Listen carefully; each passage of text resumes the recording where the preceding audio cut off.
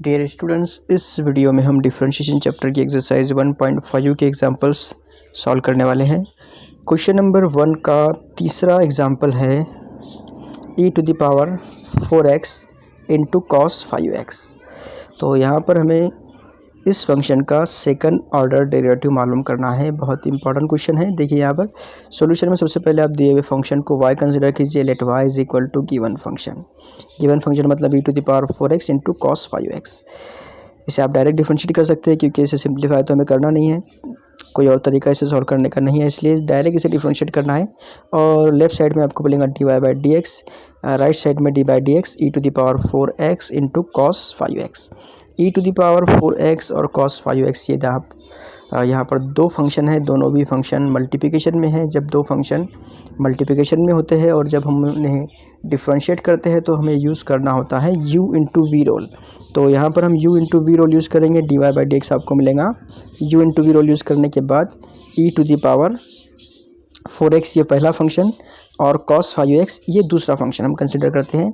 तो e⁴ 4x को as it is लिखना है, मल्टीप्लिकेशन में cos 5x का डेरिवेटिव लिखना है, डेरिवेटिव ऑफ cos 5x, फिर plus sine as it is, उसके बाद cos 5x जैसा कि वैसा, और फिर डेरिवेटिव ऑफ e⁴ 4x। यानी यूँ समझिए यहाँ पर कि पहला फंक्शन उसे कुछ भी नहीं करेंगे, दूसरे फंक्शन का डेरिवेटिव, फिर दूसरा फंक्शन जैसा कि वैसा और पहले फंक्शन का डेरिवेटिव। अल्टरनेट फंक्शन डिफरेंशिएट करना है यहाँ पर और दरमियान में प्लस साइन यूज़ करना है। इसके बाद कुछ ज़्यादा मुश्किल नहीं है, इसे आप सिंप्लीफाई करें। dy/dx equal to e⁴ 4x as it is होगा और डेरिवेटिव ऑफ cos 5x। देखिए डेरिवेटिव ऑफ cos x होता है माइनस साइन x, यहाँ पर 5x है cos 5x, तो डेरिवेटिव ऑफ cos 5x होगा minus sign 5x, minus sign के साथ में माइनस अलामत के साथ में साइन 5x होगा और मल्टीप्लिकेशन में फिर 5x का डेरिवेटिव, तो 5x का डेरिवेटिव आपको मिलेगा 5। ये टाइप की एग्जांपल हम कई दफ़ा सॉल्व कर चुके हैं, इसलिए हम इसे डायरेक्ट लिख सकते हैं -5 साइन 5x। ये -5 कहाँ से आया ये आपको पता होना चाहिए। इस तरह के एग्जांपल हम काफ़ी सॉल्व कर चुके हैं। अगर आपको और अच्छी तरह समझना है तो इसी चैनल के आप प्रीवियस वीडियो देखिए, इसमें आपको अच्छी तरह से समझ में आएगा। इसके बाद में plus sine as it is होगा, cos 5x as it is होगा और e⁴ 4x का डेरिवेटिव, e⁴ 4x का derivative e⁴ 4x as it is होगा और मल्टीप्लिकेशन में आपको 4x का डेरिवेटिव यानी कि 4 लिखना है। तो 4 e⁴ 4x यहाँ पर मिलता है। आप इसे कॉमन भी निकाल सकते हैं। तो अगली स्टेप में dy/dx equal to e⁴ 4x और ब्रैकेट में बचता क्या है, ब्रैकेट में बचेगा -5 sign 5x plus 4 cos 5x। ठीक है, -5 sign 5x plus 4 cos 5x। आप इसे डिफरेंशिएट कीजिए दोबारा क्योंकि हमें सेकंड ऑर्डर तक पहुंचना है। यहाँ पर हम फर्स्ट ऑर्डर डेरिवेटिव मालूम कर चुके हैं, तो सेकंड ऑर्डर के लिए हम इसे डिफरेंशिएट करते हैं विद रिस्पेक्ट टू x। तो हमको मिलेगा dy/dx इक्वल टू dy/dx और right side as it is यानी e⁴ 4x into bracket -5 sign x की जगह पर मैं पहले 4 cos x लिख सकता हूँ क्योंकि 4 पॉजिटिव है, इसलिए 4 cos 5x फिर -5 साइन 5x। ठीक है, यहाँ पर भी हम इसे डिफरेंशिएट करने के लिए u into v rule use करेंगे। यहाँ पर पहला फंक्शन होगा e⁴ 4x और दूसरा फंक्शन ये कंप्लीट ब्रैकेट होगा। ठीक है, तो डिफरेंशिएट करते हैं। लेफ्ट साइड में होगा d2y/dx2 सेकंड ऑर्डर डेरिवेटिव यानी डेरिवेटिव का डेरिवेटिव सेकंड ऑर्डर डेरिवेटिव। इसे आप फिर से डिफरेंशिएट करेंगे तो आपको मिलेगा d3y/dx3, दोबारा डिफरेंशिएट करेंगे d4y/dx4। जितनी दफ़ा डिफरेंशिएट करेंगे यहाँ पर पावर चेंज होती जाएंगी, ऑर्डर चेंज होती जाएंगी। तो एक दफ़े हमने डिफरेंशिएट किया dy/dx मिला, फिर उसे दोबारा डिफरेंशिएट किया तो हमें यहाँ पर लेफ्ट साइड में डबल ऑर्डर डेरिवेटिव या सेकंड ऑर्डर डेरिवेटिव मिल गया।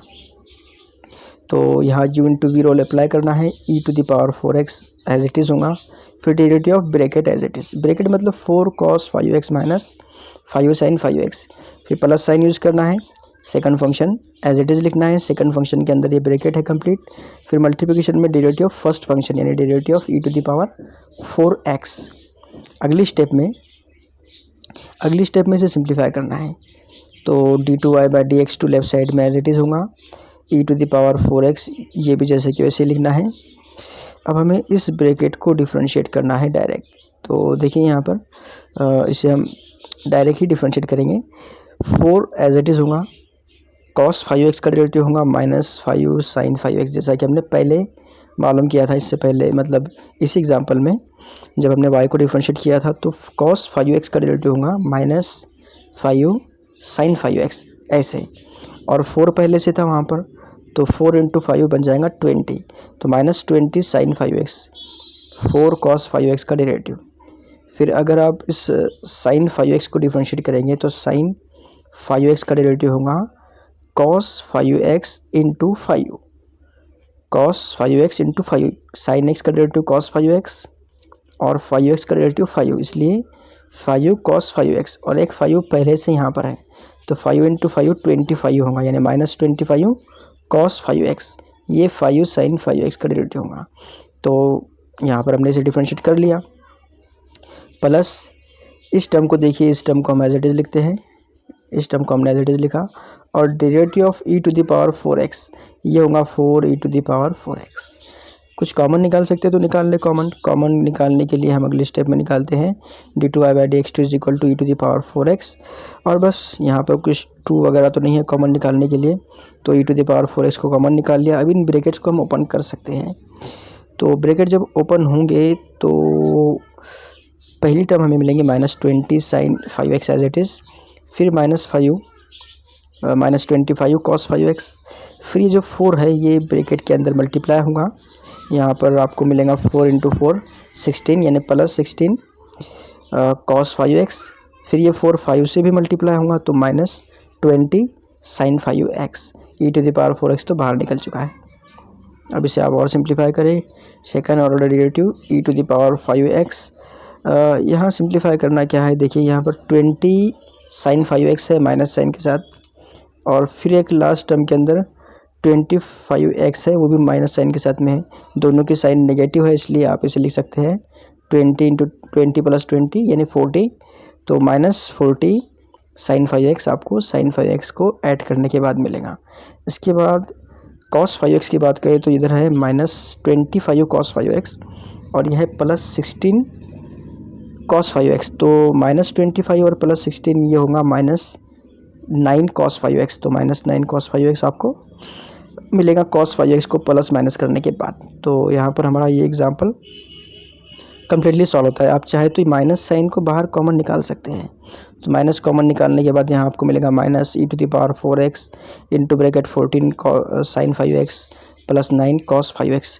लेकिन यहाँ पर एग्जांपल हमारा कम्प्लीटली सॉल्व होता है। अगर आपने अभी तक हमारे चैनल को सब्सक्राइब नहीं किया है तो please subscribe our channel and thanks for watching. और थोड़ा फार्मूले वगैरह भी देख लीजिए, क्योंकि स्टैंडर्ड फार्मूले जो है वो बार बार यूज़ होने वाले हैं। इसके अलावा u/v रोल भी बार बार यूज़ होने वाला है, u/v रोल भी आपको याद करना है। और जैसे जैसे हम आगे बढ़ेंगे वैसे वैसे हमें ज़ाब्तों की ज़रूरत पड़ने वाली है, तो अगर आपको ज़ाब्ते याद नहीं है तो प्रॉब्लम सॉल्व करने में भी और समझने में भी आपको काफ़ी दिक्कत हो सकती है। तो थैंक्स फॉर वॉचिंग।